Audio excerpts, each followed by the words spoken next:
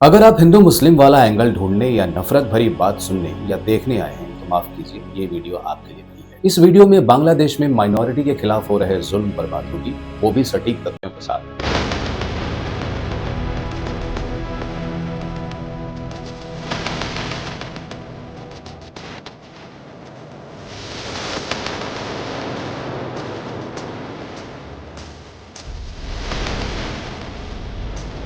बांग्लादेश में हिंदू, ईसाई या अन्य माइनॉरिटी का इतना असुरक्षित महसूस करना और एक के बाद एक दिल दहला देने वाली मॉब लिंचिंग का होना बेहद डरावना है। दिसंबर 2025 के आखिरी सप्ताह में पूरी दुनिया दो दिल दहला देने वाली मॉब लिंचिंग की घटनाओं से हिल गई है। इंटरनेट पर मानवता को शर्मसार कर देने वाले वीडियो विचलित कर रहे हैं। इन घटनाओं में दो हिंदू पुरुषों की जान चली गई, जिससे अंतर्राष्ट्रीय स्तर पर आक्रोश और सांप्रदायिक तनाव बढ़ने की आशंका पैदा हो गई। ये घटनाएं अगस्त 2024 में पूर्व प्रधानमंत्री शेख हसीना के सत्ता से हटने के बाद से माइनॉरिटी पर हुए 2900 से अधिक हमलों की रिपोर्टों के बीच सामने आई है। आज हम इन मामलों की गहराई से पड़ताल करेंगे, तथ्यों, पृष्ठभूमि और प्रतिक्रियाओं के साथ, वह भी सत्यापित स्रोतों के आधार पर।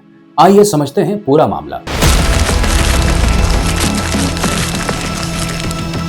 ये मामला है दीपू चंद्र दास, एक 27 वर्षीय हिंदू फैक्ट्री वर्कर का। 18 दिसंबर 2025 को मयमनसिंह जिले के भालुका उपजिला में दास पर सोशल मीडिया पर इस्लाम के बारे में कथित आपत्तिजनक टिप्पणी करने का आरोप लगाया गया। सैकड़ों लोगों की एक भीड़ ने उन्हें उनके कार्यस्थल से घसीटकर बाहर निकाला, बेरहमी से पीटा, एक पेड़ से बांधा और फिर उनके शरीर को आग से जलाया। प्रत्यक्षदर्शियों के अनुसार यह हमला कई घंटों तक चलता रहा और तत्काल कोई हस्तक्षेप नहीं हुआ। बाद में पुलिस ने 12 आरोपियों को गिरफ्तार किया, जिनमें दास के 2 सहकर्मी भी शामिल थे, जिन पर भीड़ को भड़काने का आरोप है। कुछ ही दिनों बाद 24 दिसंबर 2025 को 29 वर्षीय अमृत मंडल उर्फ सम्राट की राजबाड़ी जिले के होसिन दंगा गांव में पीट कर हत्या कर दी। स्थानीय लोगों ने आरोप लगाया कि वह भारत से लौटने के बाद जबरन वसूली कर रहा था। एक चाय की दुकान पर भीड़ ने सम्राट पर हमला किया और अस्पताल ले जाते समय उसकी पुलिस ने घटना की पुष्टि की, लेकिन आधिकारिक बयान में कहा कि मंडल का आपराधिक इतिहास था और उसे एक टॉप टेररिस्ट बताया गया। ये लिंचिंग एक बेहद चिंताजनक पैटर्न की ओर इशारा करती है। दिसंबर 2025 के एक्स पोस्ट में व्यापक चिंता जताई गई, जहां कई यूजर्स ने लिखा कि भीड़ बिना किसी ट्रायल के खुद ही जज, जूरी और जल्लाद बन जाती है। जुलाई 2025 में दिन दहाड़े एक हिंदू व्यापारी की लिंचिंग जैसी घटनाएं यह दिखाती हैं बांग्लादेश में हिंसा लगातार जारी है। आपको बताते चलें कि बांग्लादेश में हिंदू आबादी लगभग 8% है। आलोचकों का कहना है कि अंतरिम सरकार के रूप में मोहम्मद यूनुस के सत्ता में आने के बाद इस्लामी कट्टरपंथ बढ़ा है। रिपोर्ट्स के मुताबिक अफवाहों, खासकर ब्लास्फेमी यानी धर्म निंदा या जमीन विवाद के जरिए हिंदुओं को निशाना बनाया जाता है, जिन्हें सोशल मीडिया तेजी से फैलाता है।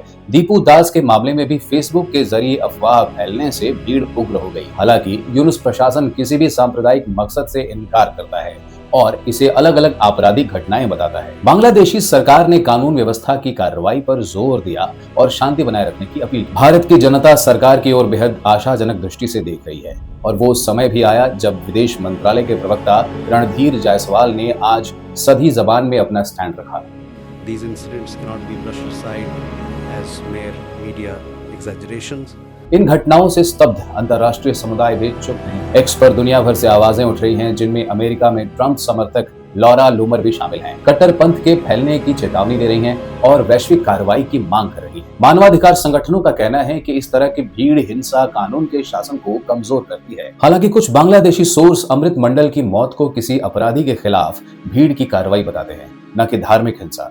हमारे सामने चुनौती है एक पोलराइज्ड समाज में अपराध और सांप्रदायिक नफरत के बीच फर्क। दीपू दास के मामले में 12 गिरफ्तारियां हो चुकी हैं, लेकिन व्यापक सुधारों की मांग उठ रही है, जैसे सोशल मीडिया की बेहतर निगरानी और अल्पसंख्यकों के लिए मजबूत सुरक्षा तंत्र। बांग्लादेश में मॉब हिंसा कोई नई बात नहीं। 2024 में भी ब्लास्फेमी यानी धर्म निंदा के आरोपों को लेकर हिंदुओं को निशाना बनाया गया था, लेकिन 2026 में प्रस्तावित चुनावों को लेकर आलोचकों को डर है कि राजनीतिक अस्थिरता हालात को और बिगाड़ सकती है। इन दुर्भाग्यपूर्ण घटनाओं से यह साफ होता है कि बेलगाम अफवाहें और कट्टरपंथ किस तरह जिंदगियां तबाह कर सकते हैं। न्याय सिर्फ गिरफ्तारियों तक सीमित नहीं होना चाहिए। न्याय का मतलब होना चाहिए अगली जान को बचाना। भविष्य में बांग्लादेश के साथ साथ भारत एवं अन्य देशों का रुख देखना होगा और तब तक आपसी सौहार्द एवं संवेदनशीलता के मर्म को समझना होगा। अगर आप भी मेरी तरह सभी के लिए मानवाधिकार में विश्वास रखते हैं तो साझा करें। वैश्विक मुद्दों पर ऐसे और एक्सप्लेनर्स के लिए सब्सक्राइब करें।